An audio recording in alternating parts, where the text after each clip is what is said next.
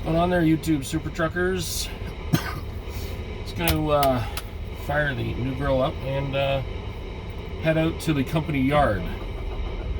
So I probably won't film all the way there, just because I got to remember where to get there. And I'm not entirely sure my company would be happy with me filming, you know, turn by turn directions how to get to their place. So we'll roll her until we get pretty much, you know, to the correct exit, and then I'll shut her down from there. You're gonna fucking go anyways, you fucking cocksucker. I'm kind of looking forward to getting back in the States and trucking, because Canadian trucking is a fucking shit show these days. So I'm in the new wagon. As of the time of this filming, the video is not out yet, since I pretty much have to wait till I'm in the US before I've got decent enough data connection to upload videos. But we are in the new ride, in the flat top. So far, doing pretty good. We had a little bit of a miscommunication earlier when I hooked up to this trailer. From the factory, the fifth wheel is set at the very back, which, again, with this wheelbase doesn't make a huge difference. Like, I'm 280 wheelbase, but it does, you know, it's farther apart than I want it to be. Like, you know, again, I don't want the maximum amount of gap between the back wall of my bunk and the front wall of the trailer as I can physically get, because I'm just throwing fuel out the window. I mean, I'm doing it anyways, buying a truck like this, buying a long hood truck anyways, but, you know, I wanted to try to minimize it a little bit. So I was going to bring the fifth wheel to the front and then go back a couple of notches from the front, and that would be where I'd leave it. What I didn't realize is that Peterbilt, and I forgot, because I had rebuilt the one on my previous truck and forgot about the fact that I would need it on this one as well. Peterbilt from the manufacturer does not do a very good job of mounting the connectors and fittings for the airlines. So they use the line that runs. There's a plate welded to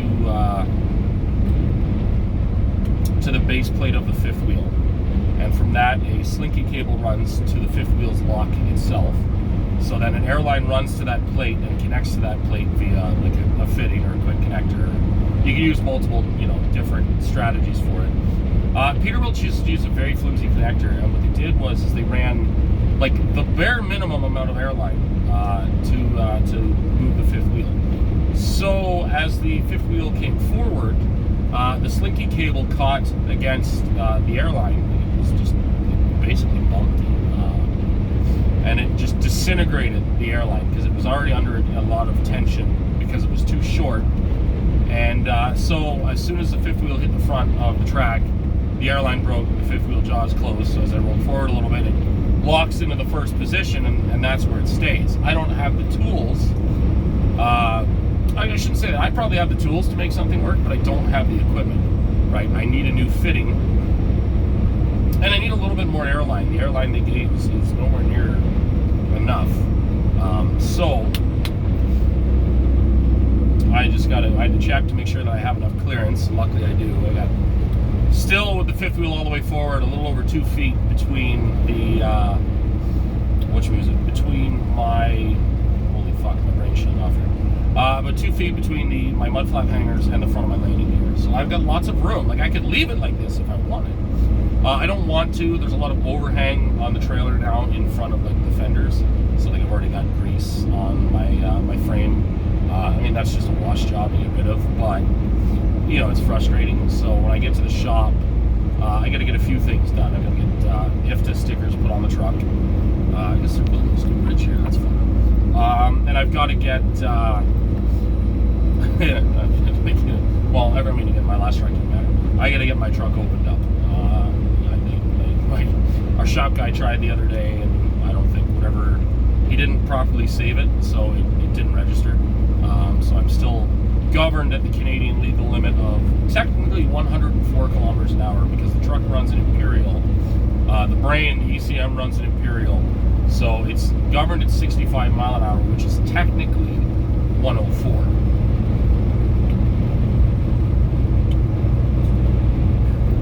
So because of that, like, I'm, back to the frustration of like barely being able to get by people again, or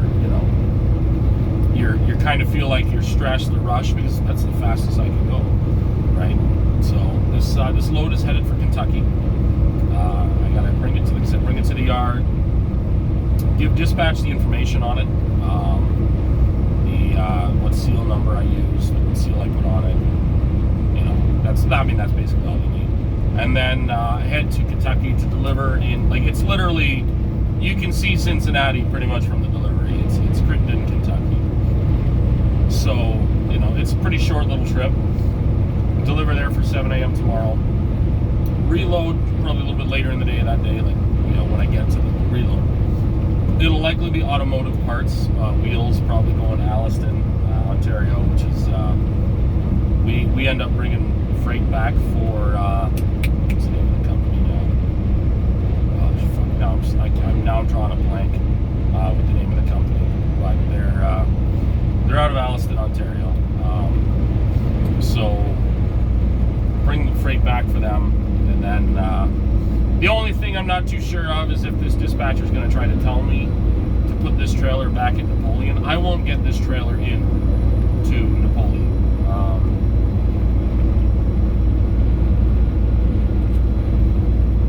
With my limited experience and a 260 wheelbase in my last truck, it was barely doable. My dad, with 30 years of experience and a 270 wheelbase, it is barely doable. With my limited experience and a 280 wheelbase, it will be impossible. The exception being if, like I've got two bays next to each other, or more. Like I would need two open spaces. The Napoleon Logistics, where we load out of, they like a lot of shippers and receivers. They based their layout, their design on what they, as a guy that drives a car for a living, thought made sense, right? In North America, the right side is your thoroughfare, right? People drive on the right side of the road. So what that means is that it is always easier on, like, road situations to have any sort of exit or parking or anything you would need to do where you're not actively driving in the lane on the right.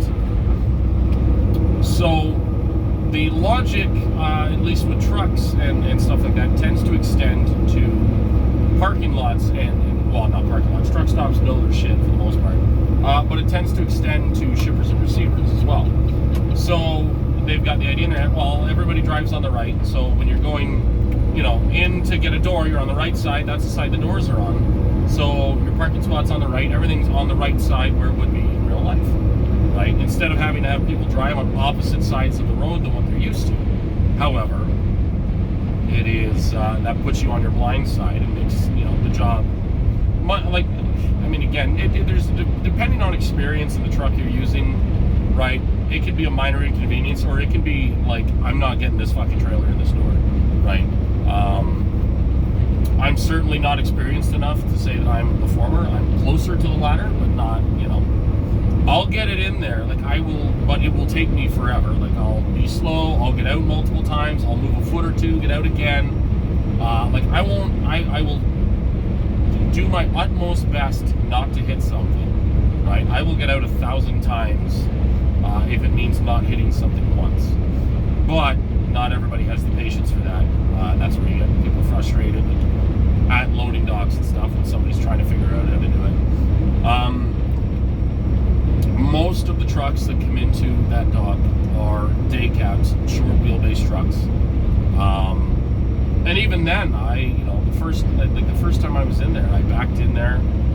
Again, it took me forever. I got situated, parked, started dropping my trailer. The guy pulls up, sets himself up blindside, and just puts the whole fucking front end of the truck over the curb into the fucking grass. So there's a steep ravine on the other side of the curb. So he's just almost touching his tanks to the curb, and he just doesn't care, just drags it through the mud. That's how he gets in the door. So again, it's evident that even with day cabs, like that shipper needs an extra probably at least 10 feet in front of what they paid for, in order to facilitate, like, you know, a relatively, to basically make it not a shit show, for lack of a better term. Again, when I delivered, I went in there and I took one look at the blind side back. I said, no, fuck this. I went out to the road, made a 3-point turn out the exit, came back in the exit, so everything was on my left, because there's not enough. There's not even enough room to make a U-turn in the property, and I proceeded to, like, you know, back in with it on my left side. Again, like I could like. There's nothing that says I could not blindside it in there. It would take me probably even longer than it did, because again, you're going to get out constantly. I'm an avid believer of getting out and looking, right? You know, I don't have gold like stuck to any windows or mirrors or anything like that, because first off, it's my truck, and I don't need fucking labels telling me where to put things or what to do. You know, I will always get out and look 1,000 times, measure twice, measure 1,000 times, cut once, right? I do not, absolutely do not need to fucking hit things, right? And again, it's bad enough if it's your own company's trailer that's next to you. It's even worse when it's someone else's equipment, right? I mean, I pulled out today, same thing. I pulled ahead, moved, turned to the right a bit, just to kind of angle the back end of my trailer away from the door next to me, because there was nothing on the left. And I just kind of lightly rubbed the door against the trailer next to me. It's another company trailer, so I didn't gouge or scuff or anything like that. It's just the rubber on the door seal that touched. But it's like, okay, that's not a huge deal. But I would not do that if that was someone else's trailer, because even though that rubber gasket isn't going to leave a mark, it's still, you know, professionalism, right? So what it boils down to again is that I would prefer not to go in there if I can help it, right? I don't want to be super rough on equipment. I don't want to be super rough on my truck, right? I gotta, you know, this thing's gotta last me a couple of years. I gotta baby it. I gotta make it do the thing. And I need to be gainfully employed the entire time I own this truck. So that also means not fucking up the trailers left and right? I wonder if it's easier to get off at night and go across country, or if I should just take the 400 down to the 401. Because Highway 9's a nice drive, and I take that over to Airport Road and then go south for a bit. It's a very pleasant drive. It's probably easier. I shouldn't say it's easier. It's less chances of running into any traffic, but, you know, more chances of slowdowns. There's also a scale that way. Maybe I'll look at that. Because there is a scale southbound on Highway 10 that I'll end up running into. There's nothing staying here. So there's a northbound scale on this highway. I'm on Highway 400, but I'm headed south, so there's no scale on the southbound side. So I'll likely just keep running this way, go across the 401 like it's 2 exits. And I can see MTOs out though. Fuck. They're pulling people over. Interesting. Yeah, well, we'll see what happens. Theoretically, there shouldn't be anything wrong with my truck. It's brand new. It passed my pre-trip, so unless something is discombobulated within the last hour and a half, I should be okay. Hour and a half. Fuck, it's already 11:30. I'm lollygagging it. Well, I should say I'm lollygagging. So I spent a little bit trying to get, like, it's always a weird one, right? Like, when you buy a new truck, it's always surprises me, and it was the same when I got my blue truck. It's like all of these complicated pieces of equipment that are individually like intricate on their own are then combined together onto a single unit and are all expected to work with each other and do what they're supposed to do when told to do it by a different piece of electronic equipment. Like, it's kind of surprising when you turn the key and the truck fires up and it does what it's supposed to do, right? I should say surprising. It shouldn't be surprising, but it's like there is like that slight sense of relief, right? And it was the same thing. Like, I've got 1,500 kilometers on this truck, which is not very much. That is 950 right? I've got less than 1,000 miles on the truck already, and which means, you know, there is, if something's going to go wrong, it's likely within the first like 4,000 or 5,000 kilometers or miles, I guess. Just again, that's, if something wasn't assembled correctly, that's when you're going to know about it. So like I said, I'm a little nervous, right? It's also this truck has, well, it was set up to have the airlines came out of a box instead of a pogo stick, so it's got that cool custom box look. But what the dealership for this truck did really good on the aftermarket stuff on this truck. And like the one thing they kind of fucked up on was the airlines. They put like bulkhead fittings on them, but the theory is that they designed it so that you would thread and seal the airlines into the box, and that's where they'd stay. Well, then you've got to find something to do with the airlines when you've disconnected from the trailer. And there's no pogo stick, there's no mounts or anything on this truck. So what you run into is that the airlines end up having to be bungeed to the deck. And because of that painted deck plate, like they're inevitably going to move and wiggle and vibrate. It's going to scratch and scuff your deck plate, all this shit. So what my dad and I, in our infinite knowledge, did was before we ever installed the airlines, we installed quick connect fittings. But again, because you don't have a trailer to practice on, you don't know until you hook up to your first trailer whether or not the fittings are installed properly, the thread sealers was effective. Like, you don't know if it's just going to piss air everywhere or if it's actually going to seal and do the job, right? And again, everything seemed to work without a hitch. Knock on my, a little bit of fake wood dash I have in this thing. So again, hopefully that means that everything will last fine or work fine. They may need to be redone a couple times. Like, it's just a liquid thread. It's not thread locker, it's thread sealer, right? Just designed to prevent air or water leaking through the fittings. But there's a little bit like, are they going to put it, are the connectors going to allow enough air pressure to travel through to properly air up and stop the trailer if need be, right? And that seems to not be an issue. And were they going to be like airtight, right? Were they actually going to hold and do the job? And again, so far so good. Like I said, knock on my little bit of fake wood here. Everything's holding good. My dad's biggest fear was that the airlines and the power lines were going to be hitting the deck plate. I obviously can't see while the truck is moving if they're bouncing up and down into the deck plate or not. But at rest, they're not. They're well up from the deck plate. So, and again, this is with the trailer at its absolute closest. So the airlines and electrical lines are at their absolute most relaxed, right? If I go back to, if I get our shop guy to either put air to the fifth wheel to release the lock so I can move it, or get me make it fix it, right? I'm gonna probably put the fifth wheel closer to the middle of my overall track length, so that extends it a little bit more. So the lines, again, I've got Corley Slinky lines, so they're not it's not like they're gonna be stretched taut, but they'll be pulled tight enough that they won't even bounce into the deck plate. And like I said, I don't think they're doing that right now anyways. So again, I won't if I had somebody with me, they could look out the back window of my bunk and see, but I don't. That involves taking somebody for a ride, and I don't want to do that. So we'll just carry on the way we're going. What else here? And yeah, so like I said, it's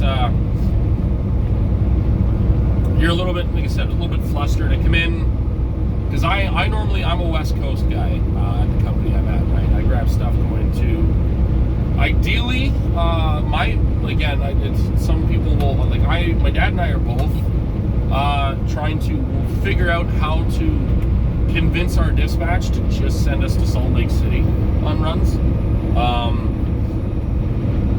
There's a lot of, I was explaining it to my stepmom last night, there's a lot of complicated math involved, but it's technically more profitable for us to go to Salt Lake City than it is for us to go to California or the West Coast, right? I used Sacramento for the sake of numbers because it's just straight west of Salt Lake City on 80. It's also the last place my dad went to when he went to the West Coast. Now I did all this in kilometers, so you'll have to bear with me. A round trip to Salt Lake City and back is 6,044 kilometers, give or take. I used where we normally deliver, and I didn't even include where we normally pick up. I was just straight to our delivery and back. It's about 6,044 kilometers, right? That 6,044 kilometers is doable in a single week. You do not need a reset or to try to run on recaps to get back, right? It's a 60-ish hour week, but you can fit it within 1 week, right? If you run the extra 10 hours to get to California, you do not have enough time to come back without doing a reset, right?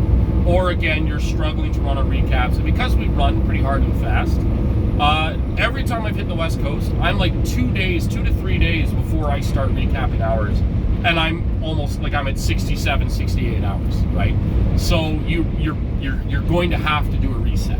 There's like, for what we do, we run too hard on the way out there. We get out there in too short of a time. You're going to have to do a reset.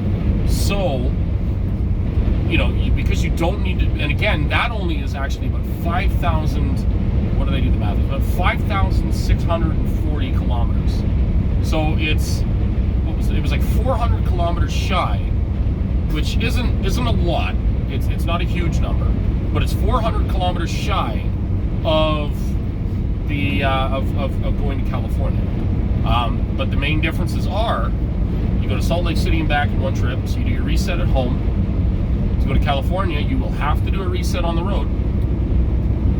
So, and again, it also pushes you, if both guys leave Monday, let's say, or Sunday, because our pay schedule, it's Sunday, like, midnight between Saturday and Sunday. So Sunday morning to Saturday night is our week, right? So if you leave Sunday morning, you get to Salt Lake City Tuesday, you would get to California Wednesday, right? So you do your switcheroo, you change your loads. Again, Salt Lake City, you head back, you're back Friday, right? California, you've done your delivery Wednesday, now you need a reset, so it's Thursday and Friday you reload, you start heading back, you're home Monday, right? So the Salt Lake City load ends up falling, the round trip falls effectively within one pay scale, one pay week, right? It usually doesn't because we'll leave like Monday or fucking Friday or whatever, but you know what I mean? Where the California trip will end up falling into 2 or 3 pay weeks for the round trip. So what happens is you're guaranteed funds in the long run, right? Because it's roughly 2 weeks or so. Not quite 2 full weeks, but it's 2 pay periods to get out there and back.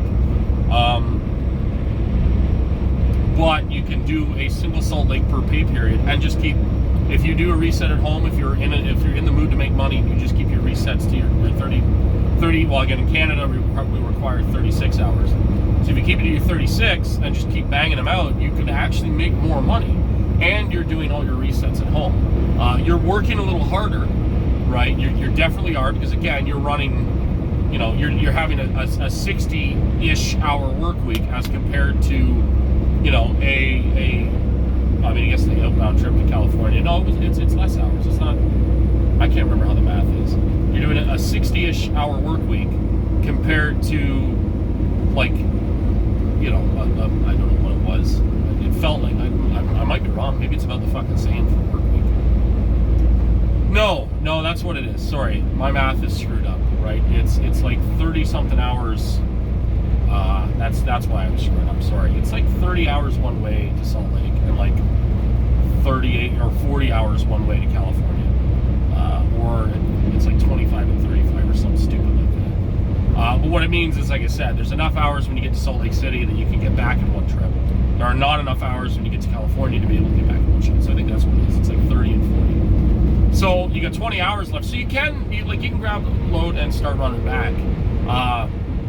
But you're inevitably going to be stuck for a reset. Or, like I said, you don't lollygag a bit so that you get into your recaps and you can run back on recaps, but you still have to intentionally waste time because of the way we run. So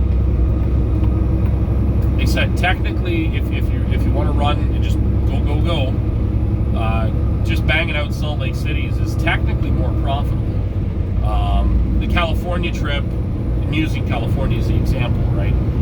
The Northwest in the wintertime sucks. It's part of why I think I was so fucking burnt out, almost ready to just get out of trucking, was, every trip I was going through Montana, and every trip through Montana I'm putting tire chains on, or I'm fucking stuck for a day, or I'm just driving on just exceptionally fucking dangerous roads at like fucking 30 mile an hour for the whole fucking day through a state that's like fucking 600 miles wide. Like I was burnt out because I was doing it over and over again.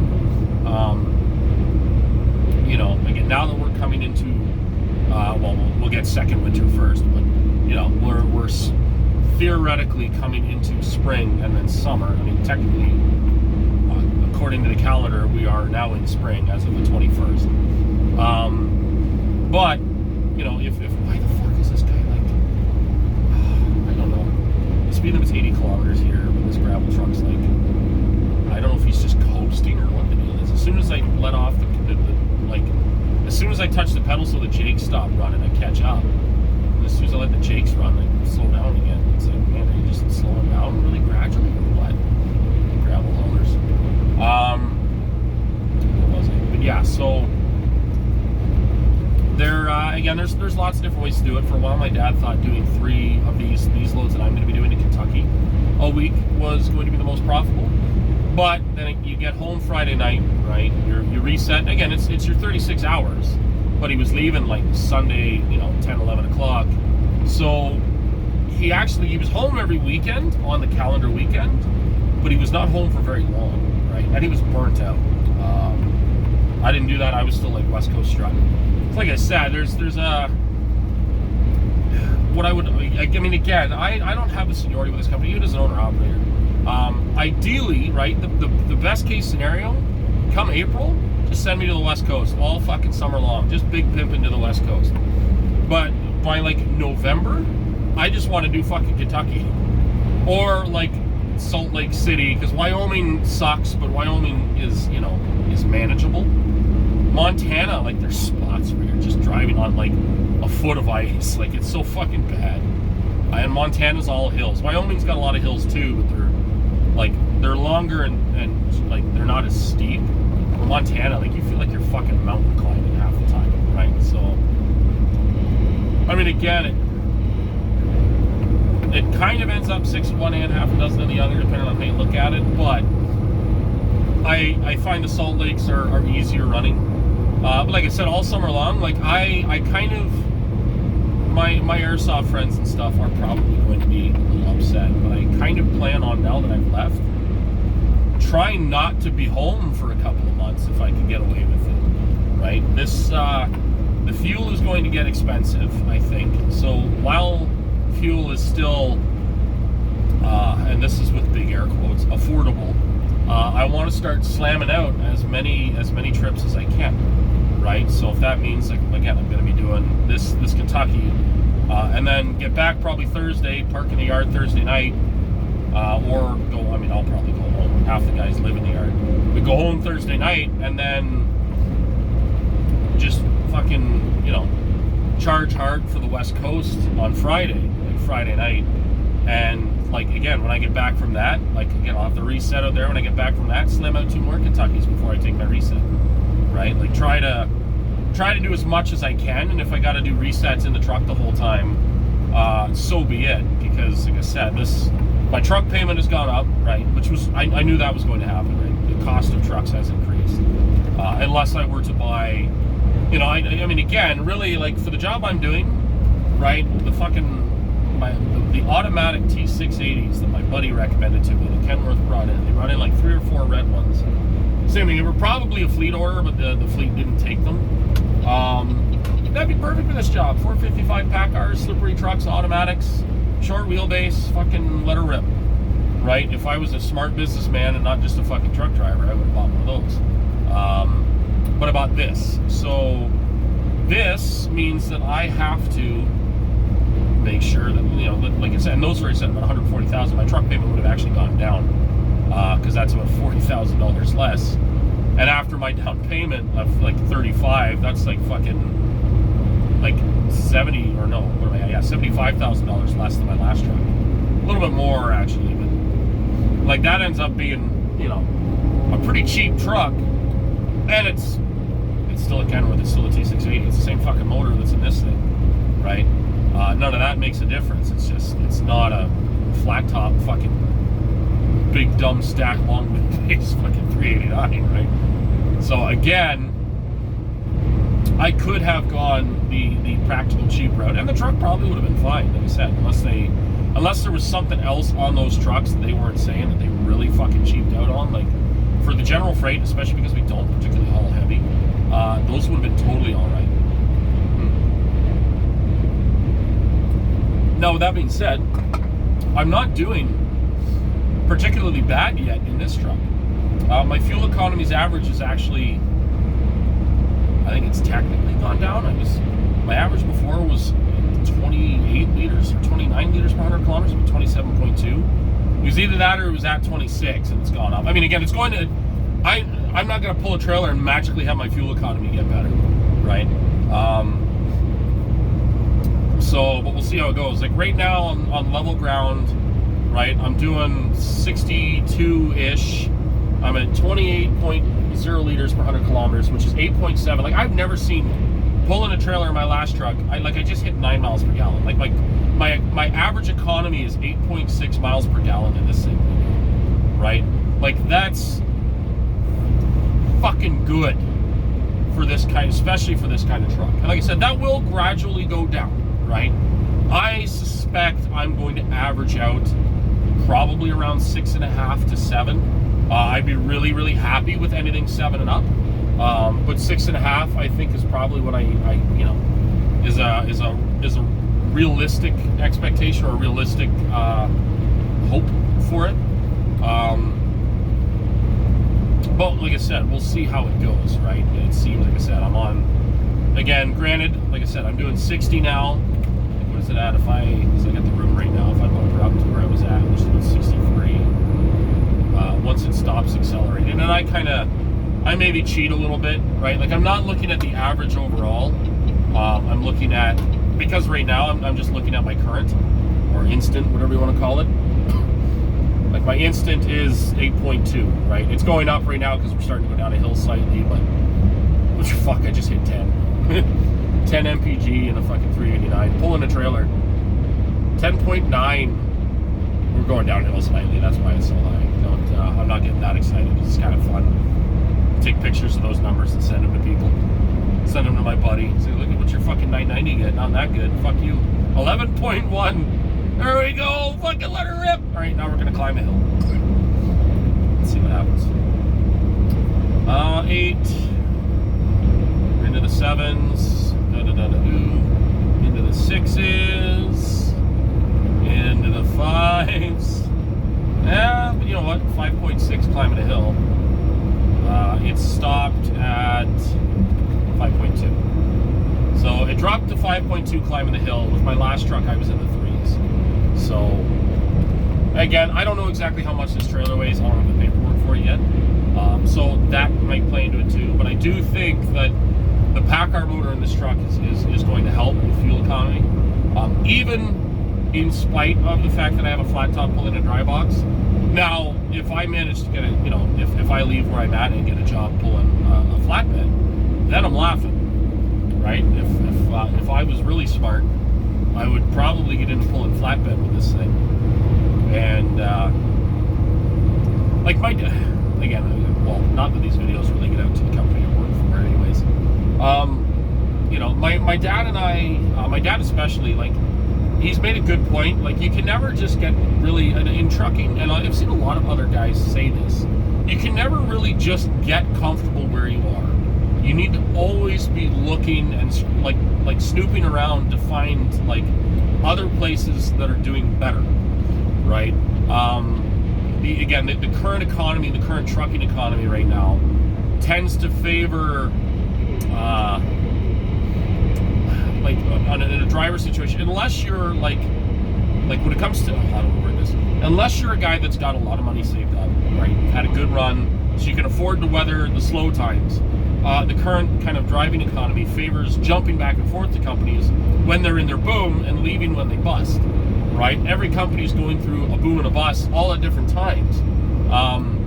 And so, again, that's why, like, since I bought my blue truck, right? When I bought that blue truck, I pulled flatbed, I've pulled curtain sides, I've pulled double drops, I've pulled tanker, reefer, dry box, right? Like, I've pulled almost everything with that blue truck in the 3 years I owned it, right? Because you're constantly switching around. And, like, again, that's a fair number of jobs. Like, I think I worked technically 4 or 5 jobs in 3 years. That's quite a bit. But the unfortunate reality is that the current trucking economy doesn't really, it's, and they said, unless you're already established because you've been in this for a lot longer, right? You probably don't have the money saved up. Like, if you're kind of a newer owner operator, and again, that's kind of where the position I'm in right now, you probably don't have the money set aside to weather, you know, a month, 2 months, 3 or 4 months of little to no pay, right? So what ends up happening is you've got to be prepared to jump ship. And it's unfortunate. Like, it's the same thing. I like where I'm working right now. I like the runs. I like the people.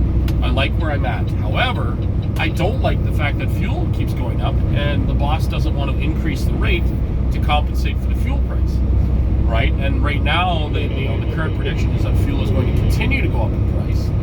So, you know, it's only going to get worse, at least until the rates come up and then things average out. But do I have the ability to weather the storm until the rates come up? Right now, I don't think I do. Again, it's because I've just bought this truck, right? I've got to make, scramble to make my first truck payment. It's due the 1st of May.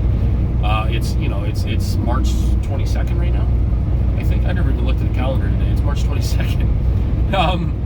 So, I've got a month and a week or two to make that payment. So that's a fair amount of time. It's $1,000 a week I set aside, which is good. But fuel is over $3 a gallon as of right now, right? Even with discounts, like, I mean, I've seen some places that are as cheap as $2.50 and $2.60 again, with discounts. But right now, it's the average is $3.25 to $3.50. Again, it's over $4 or $5 a gallon in California. So it's gotten to a point where my dad's kind of put his foot down, says, I'm not going to the West Coast. I'll go as far as Salt Lake City, and that's it. So again, we start looking at, okay, where do you go, right? What do you do if the company is unwilling to accommodate the increase in cost, right? And it like, I understand it. It's not the owner being greedy. It's again, I did a run as a company driver for a week, or I did a Salt Lake City trip with a company truck, and even with a Love's fuel card, fuel was over $3 a gallon after the discounts, right? And again, it's because you got to go to a Love's, but that's the way it is. So again, he's paying out the ass for fuel as well, and he's got guys just constantly knocking on his customers' doors, trying to underbid him, right? Like he said, like he had to go in, like when I was doing the company driver thing, he had to go in to our customer and negotiate a cheaper rate. Like, he's now agreed to do the same job for less money because they've finally said to him, like, we're getting far too many offers from people willing to do this job for far less money than you. And they might not be, like, good at doing the job, but they want far less, they're going to charge far less money for it. So you either need to lower your rates or we're going to use one of them, right? So he had to lower his rates. So again, he's taking less money now. I don't need to move over all the way. I just need to not be dragged on an exit here. He's like I said, he's got to negotiate. He's paying now. His pay to us versus his income is technically, he's paying us more. Like, again, if he were to be a piece of shit, he would have lowered our rates. It was like, well, now I'm making less money, right? And now again, that would have been, we would have just, no, we're done. But that's where we're looking at, okay, my dad owns a flatbed. He bought a flatbed. Couldn't, again, the steel market wasn't very good at the time. So he got out of it, and now he pulls a dry box, but the flatbed still sits there. Like, costing money. This guy's gonna fucking, no, he's gonna have to deal with He's still making a monthly payment on that flatbed, even though he's not making money with it. So he's been, again, looking at flatbed places. Like, where can I go that will make me at least as much money as here, and I'll be pulling a flatbed? So we're looking at one company. I won't say who it is. It's all owner-operators. They are based pretty much exclusively around the Great Lakes. So they're, like, you'll run, like, it's 500 to 600 mile runs. And it's steel, so you bang out 2 or 3 of those a week. He says the guys are taking home after fuel about $3,000 a week, which is not, it's, on paper it sounds worse than what we're making now, but again, in practicality right now, it's actually better. And you're home every single weekend. That is, for my dad, again, especially because my dad is getting close to trucker retirement age, right? His wife says anyways that this is his last truck, right? Finding a job that pays the bills, he works his trailer that he's paying for, and he gets to be home every weekend, is a pretty good deal. You're hustling more because you're oftentimes loading and then unloading the next day and then reloading that same day. Versus now where, I'll load and you can, that's in big fucking air quotes because I literally just hooked to this trailer. That's how I load it. Right, but I'll load and then, what was I going to say? You'll load and then, you won't deliver for a couple of days. So you can end up kind of, I don't know how to word it. You're relaxing more, you're just trucking. But again, how much is, it's also like, okay, well, do you want, it always comes back to, I had this, I was talking to a buddy of mine, a couple of friends, they're both company guys. One of them understands it, the other doesn't. As a company driver anyways, the owner-operator obviates a fourth option. So as an owner-operator, it's kind of like one of those it's like a three-way graph, right? So, and you get 2 options. If you want, you get good pay, good home time, good runs, right? The truck tends to be irrelevant because you're going to get whatever the company gives you. He was including what truck you get on the kind of, quote-unquote list of things. But like I said, if you're a company driver, you get what you get. If you're an owner-operator, you're going to drive what you bought. So, again, it's that isn't really a realistic option or realistic, like, part of the list. So again, you've got good pay, good home time, or good, like, easy work, right? Good work is better. Again, people say good routes, but good work, it's kind of all lumped in together. You get to pick at most 2, right? Don't work for a company that only gives you 1, right? But it's very, very hard to find a company that will give you all 3. They exist. They do exist. There are companies out there that pay well, have good home time, and have good routes. But again, those are companies that usually also only want to hire very experienced drivers, right? So you pick 2 out of 3. And like I said, that's kind of where your math goes, right? This company has it. Again, it's the fuel, the rate of fuel notwithstanding. This company has good pay and good runs, like easy work, right? But the home time sucks, and that's, again, for me, that's not a big deal. I was going through a phase for a little bit, and I think it was mostly because I was burnt out of just constantly banging back and forth across Wyoming all winter, where I wanted to go home. But it's a Scotland truck. No, it's a former Scotland truck. As we get into summer and suddenly the weather's a lot more predictable, and that kind of falls to the wayside. So like I said, it comes out to, like, I like the work. I want the money to be higher. So again, or do you find a place, like I said, where, this flatbed thing, you got good pay and good home time, but the work isn't really that, it's nowhere near as easy, we'll go with, as this is, right? Like, this is about as easy trucking as it gets. I show up, I back up to my trailer, I hook up, I leave, I go to fucking California with it. I don't have to even look inside that trailer. None of it makes a damn bit of difference, right? I mean, I'm supposed to know what's in there, and I do. It's Napoleon Logistics, it's fireplace products, fireplaces, components, grills, like all that other stuff.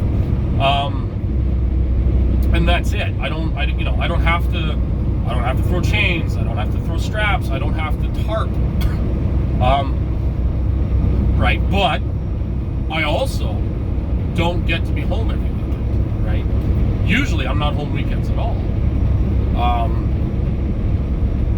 So your social life can take a hit, right? And I've worked jobs before. I was a truck driver. I was a pilot car driver.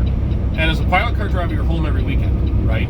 Or I did a couple of big runs where I went to like British Columbia and like Alaska and stuff. And yeah, that I was gone for 2 months, but that was like prearranged. It wasn't just, oh, by the way, you're going here and you're staying there for 2 weeks. Do you know what I mean? Excuse me, I should have bought some Halls. I should, because I'm also blasting my air conditioning. It's a nice warm day for a change. But what was I gonna say? I was home every weekend, so what you found is like, even though you're not home every night after work, it wasn't, you weren't sitting there like wishing you had a normal day job, because you know you're gonna be home every weekend. And it's not even so much like the amount of time you're home, it's the predictability of when you're home. Like if I miss band practice, I'll be at band practice next weekend. No big deal, right? Because I know I'm gonna be home next weekend, right? Airsoft, I could go airsofting every fucking Sunday because I know I'm gonna be home every Sunday. I don't now. It's very rare. And again, I might be busy doing other things that Sunday. And again, that's where it makes it frustrating. It's like, my band practice is usually Sunday. So it's like, well, then I have to choose. Like, I might get one weekend a month, and I will not know which weekend it is that I will be home. Well, do I want to spend that weekend playing airsoft or doing band practice, right? Band is slightly more of an obligation because I'm, or more of a commitment, I guess. Airsoft, if you don't make it, you don't make it. It's nobody's, it's not like I'm part of some sort of team. I have to show up there to support them or any nonsense. But, it's still airsoft. I'll never admit it to my brother, but I enjoy playing airsoft far more than I enjoy being in a band. I love my bandmates, but I'm not as into making music as my brother is. But on that flip side, he's not as into airsoft or video games as I am, so trade-offs, right? But I find that I've got to then have to choose, like you said, and I won't know, like I said, oh fuck. Okay, I'll do airsoft or band this weekend and airsoft the next time I'm home. Well, the next time I'm home, it's a thunderstorm and there's no airsoft game. So I miss the airsoft, I missed the chance to play airsoft when I did band practice, the weather was great. Well, then again, I gotta wait another, let's say 3 weeks. Well, then I'm probably technically obligated to do band again, right? So it can be very frustrating. For me, it was always easiest when it was like, sorry guys, I won't be around for anything, and just go truck in and be gone, right? When I worked at Scott Lynn, that's how things were. I was basically committed to just driving truck. I was home when I was home. The rest of the time I was on the road. Now that one helped a little bit because I lived with my brother at the time. So I would drop the truck off at my parents' place, and then I would go home to go to bed, or go to my brother's to go to bed. So my brother and I would see each other quite a bit. My brother and I are very close friends. This guy needs to decide, does he want to fucking slow down and let me over, or does he want to fucking die? Okay, he chose to move over himself. What was I going to say? Like it was easy. Like whenever I was home, I was going to see my brother. Where now, I live with my parents right now.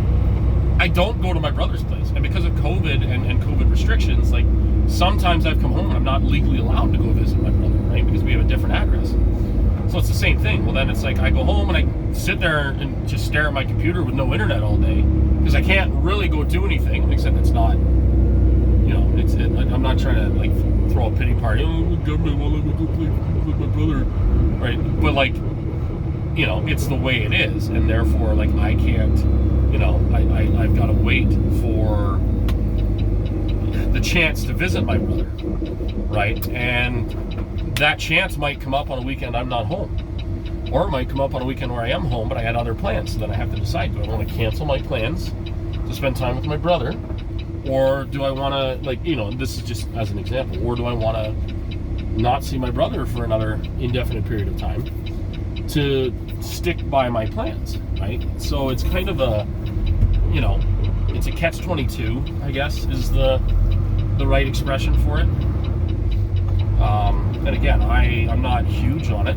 I don't like the fact that I've got to make those decisions, but that's part of this life, and that's part of how being especially an owner-operator, again, this thing's got to come first, and I made the mistake with the blue truck of that not being the case, right? Like, there are reasons, I guess, for that. They're not even reasons. They're probably more excuses, but again, they're why. That blue truck legally wasn't mine. It was my father's. He bought it for me, right? I paid for it, but it was in his name. So again, it got frustrating because to him and I, it was my truck, but on Facebook, he owned 2 trucks. It was his truck. So it's hard to feel a sense of pride and accomplishment in my equipment when it's not mine. And, I'm being reminded constantly that it's not mine, right? Again, my dad would always tell me, well, it's your truck. But I see on Facebook, like all of his friends and our family, it's Dad's truck. Daniel just drives it, right? So I can't, it's hard to feel like it's my, it's hard to take pride in it as like, I own this, where now I own this truck. This truck is in my name, 100% my name, no co-signers, no fuck all. It's my truck, right? So that doesn't mean, like I said, my dad still helps me. Like, again, he helped me install like some stuff in the back and things like that. But, now the pride of ownership falls to me, I think. Obviously, the responsibility of ownership was always mine. I think that's the issue too. But now the pride of ownership is also mine. Where, like I said before, my dad was kind of keeping the pride of ownership, but I got the responsibility of it. So again, it's a case of, it's a little easier to, absorb or shoulder the responsibility of ownership when you also get to have the pride of ownership. And like I said, the amount of turned heads and people complimenting me on this truck, even though I didn't spec this truck, gives me a lot of pride, right? People, when I see people turn their heads and look, right? When I see people commenting on things like the wheelbase and, the headlights and just the overall look of it, right? This is, again, it's a hard one. It was a hard sell at work, right? There was like a 50-50 split between people who liked it and people who didn't. The guys in the shop fucking adore this truck. The one guy in the shop, his younger brother who also drives, fucking adores this truck. But they're like still kind of that old school mentality, right? The owner of the company, like, he doesn't set it, but I think he's like, you were fucking tight on money and you bought this fucking thing, but like this fucking thing was cheaper than, the other alternative. I'm gonna climb the curb because why the fuck not? This intersection, they need to set that line back at this intersection because a lot of trucks come through here, but the intersection, like I said, the left turn lane there isn't set back. So I can't even give the guy shit for being there because it's not like he's ahead of the line, right? He's where he's at the line. So I gotta either, sometimes again you get lucky and you can just fucking wing it right left and then like pretty much oncoming to make the left, but most of the time you can't. So I'm gonna end the video now because I'm just about at my company's location. I don't, like I said, I'm sure anybody that looks at pictures or video on the side of the door can figure out where it is. I haven't asked their permission to film or do anything like that, so I will catch up with you guys later when I start rolling out again. So have fun. Bye.